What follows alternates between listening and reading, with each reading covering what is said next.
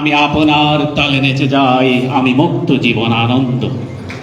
এই মুক্ত পরিবেশে আপনাদের সামনে এসে যখন আমি এরকম একটি পংক্তি উচ্চারণ করবার জন্য মনস্থির করেছি, ঠিক সেই মুহূর্তে আমার সামনে ভেসে উঠেছে অসংখ্য গুলিবিদ্ধ লাশের ছিন্ন, অসংখ্য মানুষের গুম খুনের আহাজারি, পরিবারের আহাজারি। তখন আমার আবার বলতে ইচ্ছে করছে, মহাবিদ্রোহীর অনক্লান্ত আমি সেই দিন হব শান্ত, যবে উৎপীড়িতের ক্রন্দন রোল আকাশে বাতাসে ধ্বনিবে না, ফেসিস্ট হাসিনার খড়গ কৃপান ভীম রণভূমে রণিবে না। যে বাংলাদেশের অভ্যুদয় ঘটেছিল একটি সশস্ত্র সংগ্রাম এবং বিপ্লবের মধ্য দিয়ে, মুক্তিযুদ্ধের মধ্য দিয়ে, যার চেতনা ছিল বাংলাদেশ একটি বৈষম্যহীন রাষ্ট্র থাকবে, গণতন্ত্র প্রতিষ্ঠা হবে, আমাদের অধিকার আমরা ফিরে পাবো, সেই বাংলাদেশকে কিভাবে এই তাবেদার ফ্যাসিস্ট সরকার 15টি বছর যেভাবে মানুষকে আষ্টি পৃষ্টি বেঁধে রেখেছিল, মানুষের অধিকারগুলোকে, মানুষের বেঁচে থাকার অধিকারগুলোকে, সেটি আর বলার অপেক্ষা রাখে না। আমি এই দিকে যাব না, সেটি চর্বিত চর্বণ হবে, কারণ আপনারাই সবচেয়ে বেশি ভুক্তভোগী। অনেকে বলছিলেন যে আমরা যারা বাইরে থেকে কাজ করার সুযোগ হয়েছে, আমি কালকেও বলেছি যে আমরা কিন্তু একটা সুবিধাজনক স্থান থেকে কথা বলেছি, অর্থাৎ আমার ব্যক্তিগত নিরাপত্তাটা কিন্তু সেখানে হুমকির মধ্যে ছিল না, যদিও আমাদের পরিবারের হুমকির মধ্যে ছিল, আমি পরিবারের বিষয়টি সামনে আনতে চাই না। কিন্তু আপনারা যারা প্রত্যেকে বাংলাদেশে থাকা এবং বাংলাদেশের থেকে মুক্ত মতের চর্চা করা, এটি ছিল সবচেয়ে বড় চ্যালেঞ্জ, সবচেয়ে বড় বীরত্ব। এই বীরত্ব যারা দেখিয়েছে তারাই বীর শ্রেষ্ঠ আমি মনে করি। এবং এই বীরত্ব দেখাতে গিয়ে যাদের বুকের তাজা রক্তে রঞ্জিত হয়েছে, তারাই হচ্ছে সবচেয়ে বড় বীর শ্রেষ্ঠ। এবং তারা তাদের আজকের এই দিনে তাদের জন্য আমি মহান আল্লাহ রাব্বুল আলামিনের দরবারে শহীদি যাতে মর্যাদা দান করেন সেটি প্রার্থনা করছি। বাংলাদেশের 15 বছরের যে শাসন, 15 বছরের যে শোষণ, এটি কিন্তু একদিনে অর্জিত হয়নি। এই যে অর্জন, এটি একটি দীর্ঘ সংগ্রামের ফসল। বাংলাদেশে অসংখ্য মানুষ গুম হয়েছে, খুন হয়েছে, রাতের আধারে তুলে নেওয়া হয়েছে, এবং বাংলাদেশের মানুষকে প্রতিনিয়ত একটি ভয়ের মধ্যে, একটি ভীতির সংস্কৃতি চালু করা হয়েছিল। প্রতিনিয়ত মানুষ আটকে উঠতো, এই বুঝি কোনো মাইক্রোবাস আমাকে ফলো করছে, এই বুঝি আমাকে তুলে নিয়ে যাবে, এই বুঝি হয়তো আমাকে ইলিয়াস আলীর ভাগ্য বরণ করতে হতে পারে। এরকম একটি ভীতিকর পরিস্থিতির মধ্য দিয়ে প্রতিটি মানুষকে জীবনযাপন করতে হয়েছে। কিন্তু সব শেষের সফলতা যেটি, সেটিও আমাদেরকে অত্যন্ত শ্রদ্ধার চোখে দেখতে হবে, স্মরণ করতে হবে। প্রায় হাজারো ছাত্র, যাদের বিরুদ্ধে কোনো মামলা ছিল না, যারা কোনো রাজনৈতিক দলের কর্মী নয়, কেবল তারা চেয়েছিল একটি সাধারণ অধিকার। এই অধিকার চাইতে গিয়ে শেখ হাসিনার যে দেখা মাত্র গুলির নির্দেশ দিয়ে 1000-এরও বেশি ছাত্রের জীবন কেড়ে নেওয়া হয়েছে। আমরা হয়তো সেখানে এখন হয়তো একটু আনন্দ উল্লাস করছি, আমরা হয়তো তৃপ্তির প্রকাশ করছি, কিন্তু একবার ভাবুন ওই পরিবারের কথা, যে যার গেছে সে জানে সে কি হারিয়েছে। এখনো সে, তার মা অপেক্ষা করছে, এই বুঝি তার ছেলে ফিরবে। স্ত্রী হয়তো অপেক্ষা করছে তার স্বামীকে ফিরে পাবে, তার অবুঝ সন্তানটিকে সে সান্ত্বনা দেওয়ার চেষ্টা করছে, মিথ্যে সান্ত্বনা, মিথ্যে আশ্বাস। এই পরিবারগুলো যে হারিয়েছে, যে স্যাক্রিফাইস, এটি হচ্ছে সবচেয়ে বড় স্যাক্রিফাইস, এটি হচ্ছে সবচেয়ে বড় বিসর্জন। আমি আজকের দিনে শ্রদ্ধার সাথে স্মরণ করছি এই সমস্ত ছাত্রদেরকে, যাদের বুকের তাজা রক্তে রঞ্জিত হয়েছে বাংলাদেশের রাজপথ, অর্জিত হয়েছে আমাদের কাঙ্ক্ষিত স্বাধীনতা, হাসিনা মুক্ত বাংলাদেশ। এখনো কিন্তু আমাদের, যেটি অনেকে বলছিলেন, আমাদের সবুজ ভাই, আব্দুল্লাহ ভাই, আবদাল ভাই, অনেকে বলেছেন, ইলিয়াস খান, যে তারা এই অর্জন, এই আমাদের, আমরা এখন যদি বলি, মনে করি যে আমাদের সবকিছু অর্জিত হয়েছে, সেটি কিন্তু ভাবলে চলবে না।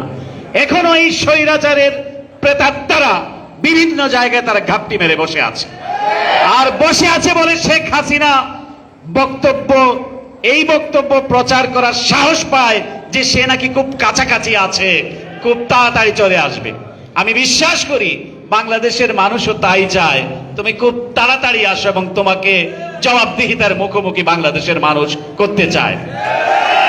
আমি বাংলাদেশের মানুষের সৌভাগ্য, আমি বলবো যে বাংলাদেশের বর্তমান সরকার পরিচালনার দায়িত্ব পেয়েছেন একজন নোবেল বিজয়ী অর্থনীতিবিদ, যার নামের পরিচয়ে আমরা নিজেরাও কিন্তু বিশ্বসভায় আলোকিত হয়েছি।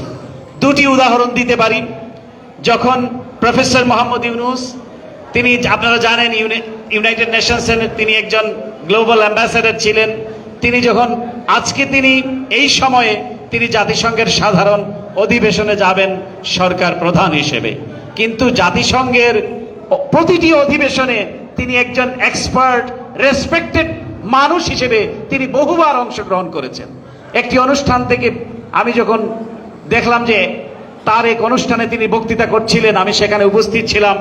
আমার পাশেই ছিলেন একটু বয়স্ক দুজন ভদ্র মহিলা, দুজন মানুষ, একজন ভদ্র মহিলা, একজন ভদ্র মহোদয়। তারা প্রায় 70 ঊর্ধ্ব বয়স্ক, অবশ্যই তারা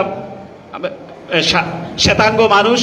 প্রফেসর ইউনূস যখন তার বক্তৃতা রাখছিলেন তখন দেখি ওই দুইজন মানুষের চোখ দিয়ে টোল টোল করে পানি পড়ছে।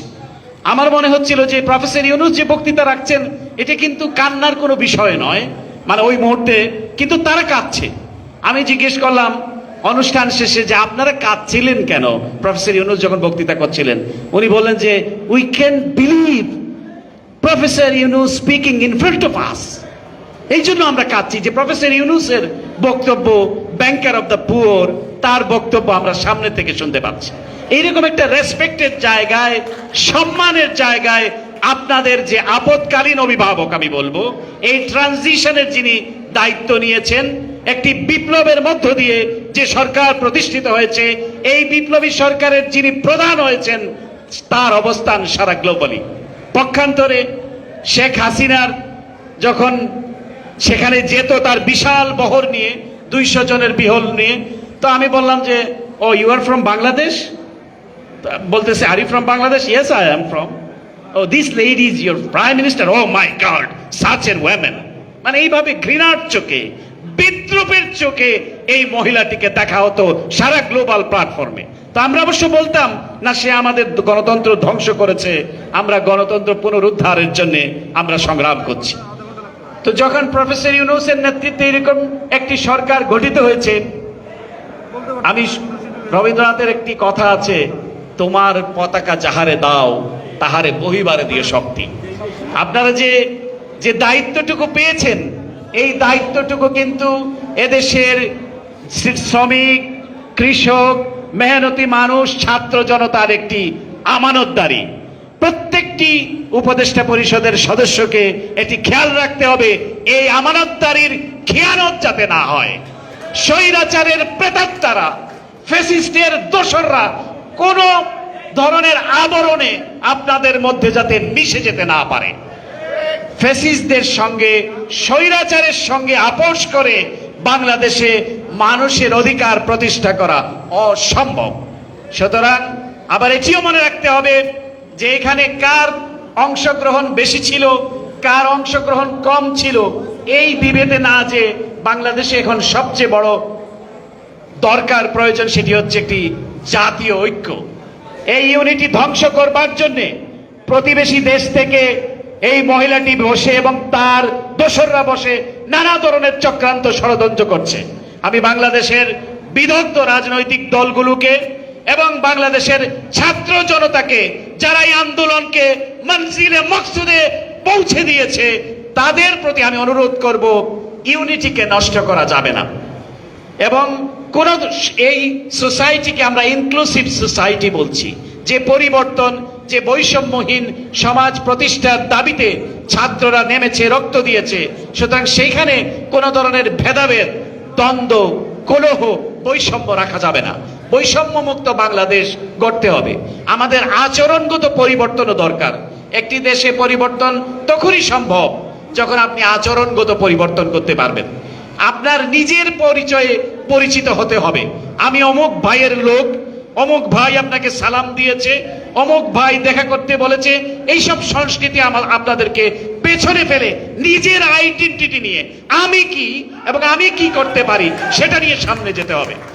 এবং এই যে ফুল দেওয়ার যে একটা প্রবণতা, আমি আসলে কাউকে হার্ট করতে চাই না, তবে এটাও খুব ভালো লক্ষণ নয়। যেই পরিবর্তনের কথা আমরা চাইছি, যেই পরিবর্তনের প্রত্যাশা আমরা করছি, যে আমি একটা ফুল দিয়েই আমি একটা সোশ্যাল মিডিয়াতে এটি দিয়ে দিলাম, কিন্তু ভাবতে হবে এই সোশ্যাল মিডিয়াটি দেখছে আবু সাইদের মা, হয়তোবা এই সোশ্যাল মিডিয়াটি হয়তো দেখছে রেসিডেন্সিয়াল মডেলের সেই অবুঝ ছাত্রটির মা, তখন তার মনের কি আকুতি হতে পারে সেটিও আপনাদেরকে বিবেচনায় রাখতে হবে। সুতরাং আবেগের বশে, ঝোঁকের বশে আমরা কিন্তু আমাদের বিবেক বোধকে, আমরা আমাদের এই যে সহানুভূতি, সহমর্মিতা, সেটাকে আমরা যাতে বিসর্জন না দিই সেটিও আপনাদেরকে মনে রাখতে হবে। বাংলাদেশের আজকে আমি বাংলাদেশের মিডিয়ার যে অবস্থা দেখছি, যে বাংলাদেশে তারা খুবই এই মুহূর্তে মনে হচ্ছে যে খুব স্বাধীনতা তারা এনজয় করছেন, এবং তারা অনেকেই দেখেছি যে খুব রাতারাতি সকল মিডিয়ার কথা বলছি, সবাই নয়, তাদের খোলস বদলে ফেলেছেন। তবে আমি এটি পজিটিভলি এইভাবে নিতে চাই, আমি কোনো মিডিয়ার বন্ধের বিপক্ষে নই, কারণ আমি মুক্ত মতে বিশ্বাস করি। আমি চাই প্রতিটি মিডিয়া, ইলেকট্রনিক হোক অথবা প্রিন্ট হোক, তারা তাদের স্বমহিমায় প্রতিষ্ঠিত হবে পেশাদারিত্বের ভিত্তিতে। যে সমস্ত লুটেরা, যে সমস্ত দুর্নীতিবাজদেরকে শেখ হাসিনা এই মিডিয়াগুলোর লাইসেন্স দিয়েছে, এই মিডিয়াগুলোকে জনগণের মিডিয়া, জনগণের মালিকানায় নিয়ে আসতে হবে। এখানে জনগণের অংশীদারিত্ব প্রতিষ্ঠিত করতে হবে। কোন ব্যবসায়ীর মুনাফা লাভের জন্য অথবা তার চোরা কারবারির উইপেন হিসেবে এই মিডিয়াটি যাতে ব্যবহার না হয়। যারা সাংবাদিক আছেন, আমরা জানি আপনাদের অনেকের সঙ্গে যোগাযোগ হতো যারা ঈদের দিনেও একটু ভালো বাজার করতে পারতেন না, তাদের সন্তানদেরকে একটা বাচ্চাদের জন্য কাপড় কিনতে পারতেন না, কিন্তু তাদের নীতির সাথে, নৈতিকতার সাথে আপোষ করেননি। এখন চাইবে এই সমস্ত মিডিয়া মোগলরা আপনাদের মধ্যে ডিস্ট্রিবিউট করে, সুবিধা ডিস্ট্রিবিউট করে আপনাদেরকে কাছে বেড়ানোর। মনে রাখতে হবে যে নীতি নৈতিকতা দিয়ে যে স্যাক্রিফাইস করে আপনারা 15টা বছর আপনারা কাটিয়েছেন, কোন মিডিয়া মোগলের কোন দুর্বৃত্ত, কোন লুটেরার কাছে আপনারা বিবেক বন্ধ করবেন না, সেটি আপনাদের কাছে আমার স্বনির্বন্ধ অনুরোধ। এই দুনিয়া আপনি কতদিনে বা বাঁচবেন, কিন্তু এই যে ইতিহাস রেখে যাবেন, আপনার যে প্রজন্ম দেখবে যে আমার বাবা ছিল একজন সাহসী সাংবাদিক, তার গর্বিত উত্তরাধিকার আমি কোন ধরনের মিডিয়া দুর্বৃত্তের কাছে আমার বাবা নথি স্বীকার করেনি। সেটি হচ্ছে আপনার গর্বের জায়গা, সেটি হচ্ছে আপনার প্রেরণার জায়গা। আমি জানি আপনাদের কষ্ট হচ্ছে, কিন্তু এই কষ্টের সুফল কোনো একজন যাতে ভোগ না করে, সকলে মিলে সকলের মালিকানা প্রতিষ্ঠিত করতে হবে। কারণ এই সমস্ত মিডিয়াতে আপনাদেরকে একসময় চাকরি দেয়নি আপনি বিরুদ্ধ মত পোষণ করেন বলে। এখন হয়তো তারা চাইবে আপনাকে পকেটে ভরে, হ্যাঁ মুশফিকুল ফজল আনসারী তো আমার লোক, কাজে আমি তো সব ধরনের সুবিধা পাবো এবং খুব কাছাকাছি পৌঁছে যেতে পারবো। এটি যাতে না হয়। আপনারা যারা এতদিন নানা কষ্টের কারণে, চাপের কারণে যারা প্রকাশ করতে পারেননি, এখন যারা মিডিয়া, যারা খবর প্রকাশ করতে পারছেন অথবা অ্যানালিস্ট দিতে পারছেন, এখন আপনাদেরকেও এটি মনে রাখতে হবে যে আপনারা কোনো ইন্ধনে পা দিবেন না, কোন ষড়যন্ত্রে পা দিবেন না। জাতীয় ঐক্যকে অটুট রাখতে আপনারা ভূমিকা রাখবেন। যে ক্ষতি আপনাদের হয়েছে, যে ক্ষতি আমাদের হয়েছে, এই ক্ষতিকে পুষিয়ে নিতে হবে আমাদেরকে, সাদাকে সাদা এবং কালোকে কালো বলে। আর এই শেখ হাসিনা যে দানবে পরিণত হয়েছে, এই দানব হওয়ার পেছনে এই মিডিয়াও কিন্তু সহায়ক শক্তি হিসেবে কাজ করেছে। অবশ্যই আমি বলবো না যারা কাজ করে তারা, এই মিডিয়ার মালিকরা যারা চোরা কারবারি, কালো টাকার মালিক, দুর্বৃত্ত, তারাই কিন্তু ম্যানেজ করে এই সমস্ত টিভি চ্যানেলগুলোর মালিকানা তারা পেয়েছে। সুতরাং এই মালিকানাতে ট্রান্সপারেন্সি আনতে হবে এবং সকলের সেখানে ন্যায্যতা প্রতিষ্ঠিত করতে হবে। বন্ধ করা কোনো সমাধান নয়, বরং এটাকে সংশোধন করা, এটাকে জনগণের উপযোগী করে গড়ে তোলা, একটি কাজের ক্ষেত্র তৈরি করা, সেটি সমাধান বলে একজন মিডিয়া কর্মী হিসেবে আমি মনে করি। তো যাই হোক, আপনারা অনেকে স্টেট ডিপার্টমেন্ট এবং বিদেশের কথা বলেছেন। কেউ কেউ বলছেন যে আমেরিকা বোধহয়, বিশেষ করে যাদের পতন ঘটেছে তারা আমেরিকাকে ইন্ডিকেট করে এই কথাগুলো বলে যে আমেরিকা রেজিম চেঞ্জ করেছে। আমি হলফ করে বলতে পারি আমেরিকা কোনো রেজিম বাংলাদেশে করেনি। বাংলাদেশের মানুষ, বাংলাদেশের ছাত্র জনতা তাদের সর্বোচ্চ আত্মত্যাগের মাধ্য দিয়ে এই রেজিমকে চেঞ্জ করেছে এবং শেখ হাসিনা তার স্বামীর দেশে চলে গিয়েছে। আমি ভারতের পলিটিশিয়ানদেরকে বলেছি, তাদের প্রাক্তন ফরেন মিনিস্টারকে বলেছি, সেদিনও আমি ভারতের বিরোধী দলীয় নেতা রাহুল গান্ধীকে বলেছি, আমি অন রেকর্ড বলতে চাই, আমি বলেছি যে আপনারা শুধু বাংলাদেশের সম্পর্কের ক্ষেত্রে একটি দল এবং একজন ব্যক্তিকে আপনারা বেছে নিয়েছেন এবং সমগ্র বাংলাদেশিকে আপনারা প্রতিপক্ষ বানিয়েছেন। আপনারা যদি গণতন্ত্রে বিশ্বাস করেন, আপনারা যদি মনে করেন India is a largest democracy in the world, তাহলে আপনাদের মানুষের আকাঙ্ক্ষার প্রতি আপনাদেরকে গুরুত্ব দিতে হবে, মানুষের আকাঙ্ক্ষার প্রতি আপনাদেরকে শ্রদ্ধা পোষণ করতে হবে। আমি ভারতের সঙ্গে আমাদের সম্পর্ক হতে হবে বন্ধুত্বের, বন্ধুত্ব হতে হবে সমমতার, সমতা এবং সমমর্যাদার ভিত্তিতে। আপনি যদি আমার সুপিরিয়র ভাবেন তাহলে তার বন্ধুত্ব হবে না। অবশ্যই ভারত বাংলাদেশের একটি বড় প্রতিবেশী রাষ্ট্র, 54টি অভিন্ন নদী আমাদের রয়েছে, বিশাল ল্যান্ড বাউন্ডারি আমরা হেল্প করি, আমরা শেয়ার করি। কিন্তু ভারতের সাথে ভারতকে এটা বুঝতে হবে যে বাংলাদেশের মানুষকে, মানুষের হৃদয়কে জয় করতে হবে। বাংলাদেশের মানুষের পেছনে গোয়েন্দা সংস্থাকে লেলিয়ে দিয়ে বাংলাদেশের মানুষের মন পাওয়া যাবে না। সুতরাং আপনাদেরকে গোয়েন্দা সংস্থার লোকদেরকে নিয়ন্ত্রণে রাখতে হবে। আপনাদের এই যারা গোয়েন্দা সংস্থা দিয়ে বাংলাদেশের মানুষের, সাধারণ মানুষের অধিকার কেড়ে নেওয়ার জন্য এই যে এস্টাবলিশমেন্টে যে কাজ করেছে, এটি অত্যন্ত অন্যায় কাজ করেছে, গর্হিত কাজ করেছে। আমি বলেছি এনাফ ইজ এনাফ, এখন আপনাদের ড্যামেজ কন্ট্রোলের সময়। এই ড্যামেজটা আপনাদেরকে কন্ট্রোল করতে হবে। এবং আমি রাহুল গান্ধী কিন্তু তিনি একমত পোষণ করেছেন, বলেছেন আমরাও একটা ব্যক্তি বিশেষের সঙ্গে, তিনি যেটি বলেছেন, যদিও তিনি সরকারে নাই, সরকারে যারা আছে তারা তো আপনারা জানেন তারা কারা, তাদের কিন্তু তিনি বলেছেন যে আমিও এককভাবে কোনো ব্যক্তির সাথে, কোনো দলের সাথে সম্পর্ক আমরা করতে রাজি নই।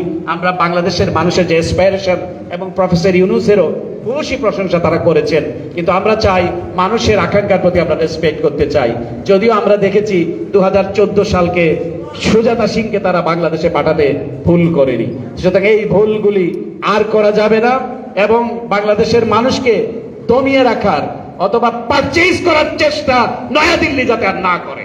আমাদের পরিষ্কার কথা, আমরা স্বাধীন জাতি, আমাদের সক্রিয়তা, আমাদের ব্যক্তিত্ববোধ, আমাদের স্বতন্ত্রবোধ সবকিছুর সম্মিলন ঘটিয়ে আমরা বাংলাদেশকে সামনের দিকে এগিয়ে নিয়ে যাব। এবং আমি বিশ্বাস করি প্রফেসর মোহাম্মদ ইউনূস, আমি যতটুকু তাকে চিনি, তিনি একজন নির্লোভ ব্যক্তি। অসংখ্য অর্জন তার রয়েছে, নোবেল প্রাইজের মতো প্রাইজ, যুক্তরাষ্ট্রের দুটি সবচেয়ে বড় সম্মাননা পুরস্কার তিনি পেয়েছেন, আপনারা জানেন, প্রেসিডেন্ট গোল্ড মেডেল এবং কংগ্রেশনাল মেডেল, অর্থাৎ বোথ দি হাউস তাকে এই অ্যাওয়ার্ডটি প্রদান করেছে। এবং আমি বিশ্বাস করি যুক্তরাষ্ট্রের কংগ্রেস, অর্থাৎ সিনেট এবং কংগ্রেস বোথ হাউস তাকে বক্তৃতা দেওয়ার জন্য কংগ্রেসে আমন্ত্রণ জানাবে, আমি এটা বিশ্বাস করি। আমি বলছি না, কারণ যেই কংগ্রেসে যদি নেতানিয়াহু তোমরা বক্তৃতা দিতে আমন্ত্রণ করতে পারো, তোমরা যদি নরেন্দ্র মোদীকে আমন্ত্রণ জানাও, why not professor Yunus? I told them, আমি সেটা তাদেরকে বলেছি। সুতরাং আমরা একটি ভালো জায়গা পেয়েছি, যে জায়গাটিকে আমরা প্রমোট করতে পারবো। আর বাকি যারা আছেন, আমি সকলকে অনুরোধ করব, উপদেষ্টা পরিষদে যারা আছেন তারা অত্যন্ত শ্রদ্ধেয় ব্যক্তিত্ব, তারা তাদের প্রফেশনে অত্যন্ত ভালো দক্ষতার পরিচয় রেখেছেন, কিন্তু আপনাদেরকেও মানুষের পালস কিন্তু রিড করতে জানতে হবে। মানুষের অনুভূতিতে আঘাত দেয়া যাবে না। এই 15 বছরের দুঃশাসনের বিরুদ্ধে যারা লড়েছে, যারা গুম হয়েছে, খুন হয়েছে, তাদেরকেও আপনাদের অ্যাকাউন্টে নিতে হবে। অবশ্যই ছাত্র জনতা যাদের রক্তে আমরা সফলতা অর্জন করেছি, সেই সঙ্গে সঙ্গে যে গুম হয়েছে, যে পরিবারটি খুন হয়েছে, বেগম খালেদা জিয়ার মতো প্রধানমন্ত্রী, যিনি সারা বাংলাদেশে নির্বাচন করে জয়ী হয়েছেন। অনেক মিডিয়া আমাকে বলে, যখন আমি প্রশ্ন করতাম বলতো খালেদা জিয়ার সহকারী প্রেস সচিবের প্রশ্নের জবাবে অ্যাডমিরাল কিরবি এটা বলেন। প্রথমত হলো, খালেদা জিয়ার সহকারী প্রেস সচিব হিসেবে আপনি কি সেখানে যেতে পারবেন? আর বেগম খালেদা জিয়ার সহকারী প্রেস সচিব আমি ছিলাম না, আমি ছিলাম বাংলাদেশের নির্বাচিত প্রধানমন্ত্রীর সহকারী প্রেস সচিব। সুতরাং তিনি নির্বাচিত ছিলেন 2006 সালে। এটি আমি এই অংশটিকে আমি গর্বের অংশ মনে করি, আমি লুকানোর জন্য বলছি না। কিন্তু প্রধানমন্ত্রীর অ্যাসিস্ট্যান্ট প্রেস সেক্রেটারি হিসেবে আমি দায়িত্ব পালন করেছি। যেরকম এখন দেখবেন জেন সাকি হোয়াইট হাউসের প্রেস সেক্রেটারি MSNBC-তে কাজ করছে, প্রেসিডেন্ট ট্রাম্পের প্রেস সেক্রেটারি এখন ফক্স নিউজে কাজ করছে।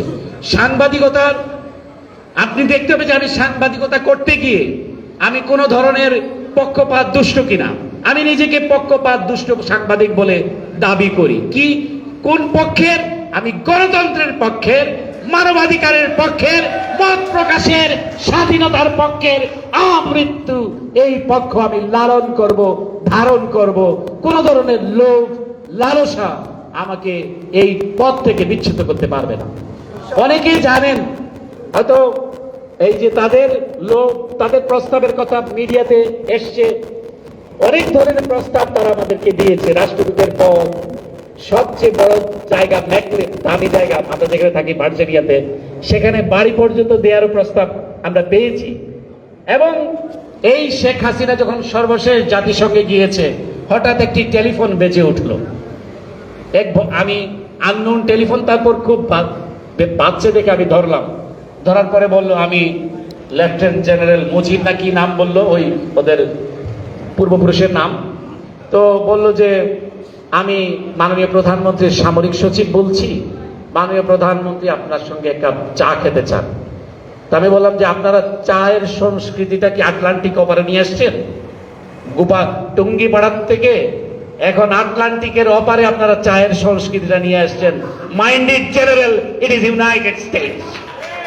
তা আমাকে বললেন না আমি কিন্তু, আমাকে ইমপ্রেস করার জন্য সে আমাকে বলল যে আমি কিন্তু ম্যাডামের SSF এ ছিলাম। আমরা ম্যাডামের SSF বুঝতে পারি নাই। বলো যে আমি ম্যাডাম যখন প্রধানমন্ত্রী ছিলেন তখন আমি SSF এ কাজ করতাম। আমি বললাম যে সেই বিবেচনায় কি হাসিনা, এইভাবে সেই বিবেচনায় কি হাসিনা আপনাকে SSF এর প্রধান অথবা সামরিক সচিব করেছে, সেটা আমাকে বিশ্বাস করতে বলেন? বললো আমি ভাই আপনার সঙ্গে আসলে তর্কে পারবো না, বুঝেন তো আমরা চাকরি করি, তো এই জন্য আপনি যদি একটা। আমি বললাম আমার যা কিছু সব কিন্তু পাবলিক, প্রাইভেট কিছু নেই। আমি অবশ্যই শেখ হাসিনাকে দাওয়াত গ্রহণ করব, সেটা পাবলিকলি। আমি তার প্রেস কনফারেন্সে যাব এবং প্রেস কনফারেন্সে গিয়ে আমি পাবলিকলি তার সাথে কথা বলবো। আমি তাকে দুটো প্রশ্ন করব এবং এই দুটো প্রশ্ন আমি আপনাকে অ্যাডভান্স দিয়ে দিচ্ছি। একটি প্রশ্ন হলো যে শেখ হাসিনা যে বাংলাদেশকে কবে তিনি একটি নির্দলীয় নিরপেক্ষ সরকারের কাছে ক্ষমতা হস্তান্তর করে মানুষের উপর থেকে এই জগদ্দল পাথরটি সরিয়ে নেবেন, সেটি আমার প্রথম প্রশ্ন। দ্বিতীয় প্রশ্নটি হচ্ছে যে তিনি কি কোনো শেম অনুভব করেন, কোনো লজ্জা অনুভব করেন যে 700 মানুষকে গুম করে খুন করে ক্ষমতায় আঁকড়ে থেকে ইউনাইটেড নেশনসে সরকারি টাকা খরচ করে পিকনিক করতে আসছেন, এতে কোনো লজ্জা অনুভব করেন কিনা? এই দুটি প্রশ্ন আমি তাকে তারপরে সে বলল, আমি বললাম যে আমাকে এখন একটা ব্রিফিংয়ে ঢুকতে হবে। প্রশ্নটি করে আমি ফোনটি রেখে দিয়েছি। আমি কথাগুলি বলছি নিজেকে জাহির করবার জন্য নয়।